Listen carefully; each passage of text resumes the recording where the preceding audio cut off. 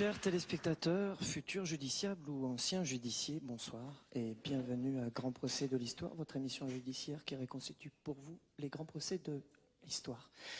Dans un souci d'objectivité historique, les grands criminels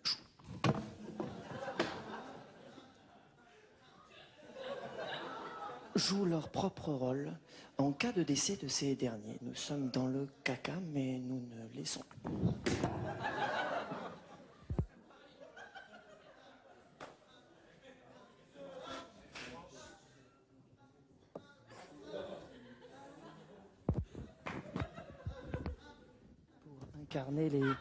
Pour incarner les...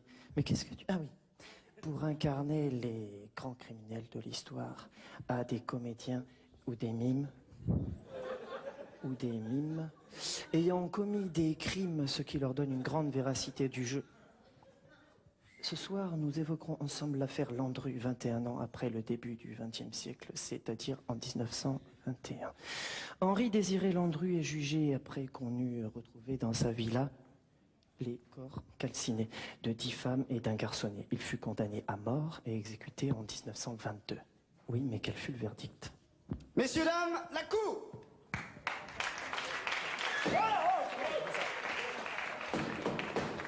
S'il vous plaît, silence. Je déclare la séance ouverte, ou bleue, ou mordorée, ou pourpre, ou pourpre. Ferme ta bouche. Silence! Greffier, veuillez lire l'acte d'accusation, je vous prie. L'acte de... Henri... Désiré Landru est accusé d'avoir... Attends, ça va. Qu'est-ce qui te prend, là? Qu'est-ce qui te prend, là? Qu'est-ce que t'as à lire aussi mal? Attention, hein. Je vais te faire redoubler ton CP, toi, hein. Non, mais d'habitude, je prépare toujours mes actes d'accusation à la maison. Je les apprends par cœur pour les sortir d'un trait au procès. Mais hier, Jacinthe est décédée. Non, Jacinthe, c'est ma tortue. Et c'est affreux. J'ai pleuré toute la nuit. J'ai pas eu le temps de préparer l'acte d'accusation. Il est à noter que je viens de réparer mon micro car j'ai fait beaucoup d'études et que je suis maintenant très à l'aise. Il est à noter également que nous vivons un grand moment d'émotion. Il est à noter que même Landru semble ébranlé, lui qui a tué 10 femmes, ce qui équivaut à peu près à 3000 tortues dans un rapport taille-poids. Oh, mon petit greffier, mon chou. Ça te ferait plaisir une petite glace? Non! Et un petit câlin, tu veux un petit câlin? Il est à noter que le juge fait tout son possible pour calmer le greffier, à croire qu'il a quelque chose à se reprocher. Je me demande si c'est pas lui qui l'a... Arrête, c'est lourd, Landru, arrête. Je me demande si c'est pas lui qui l'a tué, la tortue. Allez, silence! Greffier, vous vous taisez, ça tombe bien. Comme ça, vous pouvez rester. Vous pouvez retirer votre main, s'il vous plaît, greffier. Merci. Bien. Landru, on a retrouvé chez vous les corps calcinés de 11 femmes, 11 personnes. Qu'avez-vous à dire pour votre défense?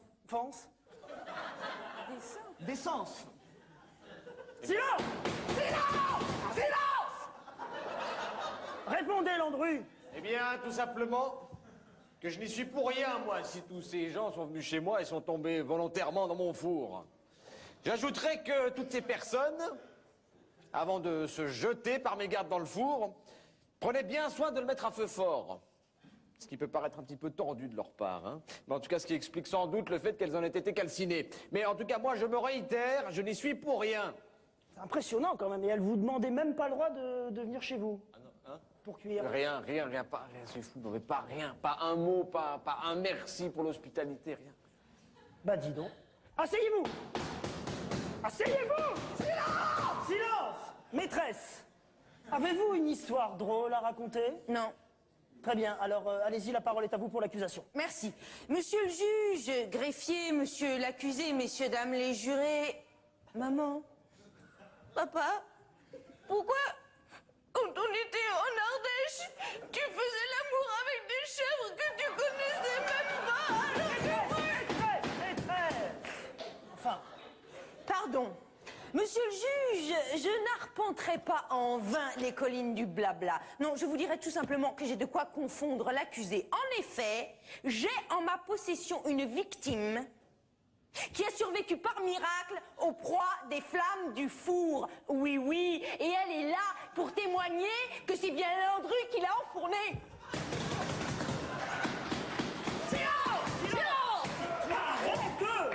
Il est à noter qu'il survient à l'instant un rebondissement extraordinaire. On dit extraordinaire ou extraordinaire? Bon, bah, bref, c'est pas. Donc c'est étonnant. Très bien. Maîtresse, faites entrer votre témoin. Madame Filatier, esthéticienne.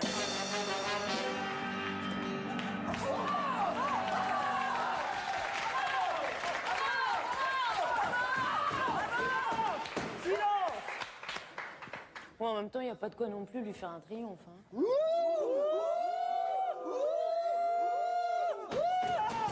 Silence. Bon, en même temps, il n'y a pas de quoi non plus la huer, tu vois. On fait quoi alors? Oh, comme ça, là.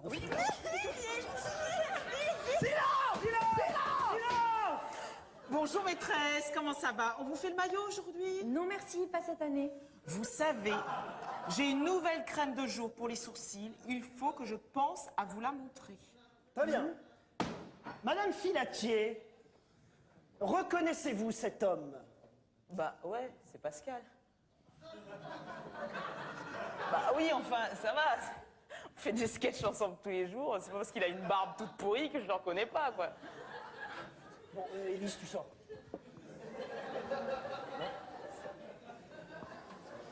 Ah, il est à noter qu'Élise vient de prouver qu'elle fait un amalgame outrageant entre l'acteur et le personnage qu'il interprète. Une si grossière erreur pourrait nous mener à penser qu'elle est vraiment trop conne. En attendant, nous sommes dans l'obligation de la virer du sketch. Très bien. S'il vous plaît, ce sketch étant déjà fort long, je me vois dans l'obligation de délivrer la sentence sans avoir eu le temps de me délibérer. Alors, greffier, mon œuf, veuillez lire la sentence. Et attention, vous lisez bien, sinon ça ira très mal pour vous. Non. Non, mais là, vous êtes dur, monsieur le juge. Il vous a dit, pauvre chanson. Il vous a dit pas plus tard qu'il y a 2 minutes qu'il se sentait pas de lire. Personnellement, moi, je le trouve très cruel. Bon, silence. Alors, je vous enfourne tous à feu fort et je vous fais tous cuire. Henri Désiré Landru, tu t'es vendu. Il est à noter que le juge vient de faire une gaffe terrible qui le confond de manière irrévocable. Henri Désiré Landru, tu t'es vendu. Vous ne m'aurez jamais.